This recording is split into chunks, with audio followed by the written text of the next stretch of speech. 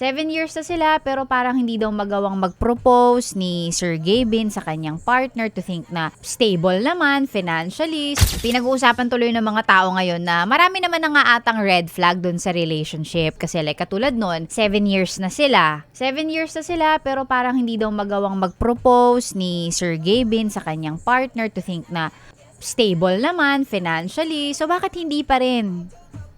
Guys, ganun talaga kapag hindi nakikita nung tao ang sarili niya settling down with that person, hindi talaga niya yan yayayain magpakasal.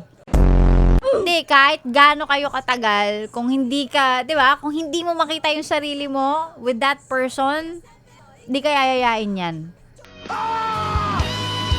Kasi bakit merong mga kakakilala lang, wala pang 1 taon, niyaya ng magpakasal. Di ba? May mga kwentong ganun. Yung antagal nung girlfriend niya, tapos may nakilalang bago after 3 months or a few months, nag-propose, kinasal.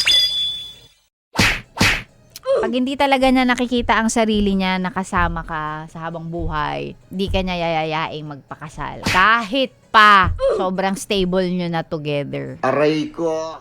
Ganun talaga eh. Sinasabi ko sa inyo na kapag pag hindi talaga niya nakikita, pag hindi niya nakikita ang sarili niya with that person, hindi niya yan yayayain. 괜찮아요. Kasi parang ang tagal niya ng jowa ko, pero bakit parang wala siyang balak yayain ako magpakasal? Ako sinasabi ko, tanungin mo kaya. Importante kasi 'di ba, na kapag in a relationship kayo, you guys are both on the same page. Like kasi paano pag ikaw gusto mo na mag-settle tapos siya pala ayaw niya. Mga ganon, no, 'di ba? Importante kailangan tanungin mo. Tapos ngayon, kung ano man yung sagot niya or sagot ng other party, you have to be ready. Ready ka bang hintayin siya? Or, kung non-negotiable mo yon at gusto mo nang mag-start ng pamilya, then choice mo na, ganun. Grabe, ang tagal din 7 years? Dami nyo nang pinagsamahan nun, 7 years. Ako, ang pinakamatagal ko ata 5. Wow! Tapos nag-break kami. Pero madali ko lang din nakalimutan kasi nagalit ako sa kanya. So siguro baka si Ma'am Elma, madali lang niya makakalimutan kasi kung may halong galit na to.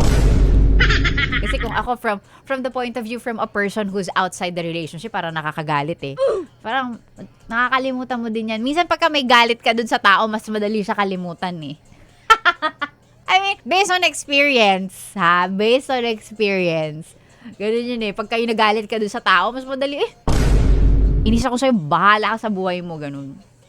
Ano pang ginagawa mo dito, ha? Sinasabi ko na nga ba eh. Solid yes friend ka talaga. Dahil nandito ka na rin lang, sige na, mag-like at mag-comment ka na. Mag-subscribe ka na rin at i-click ang notification bell Para mapasali ka sa mga kalokohan namin. Bawal na bawal mag-no dito, ha? Kasi yes to yes!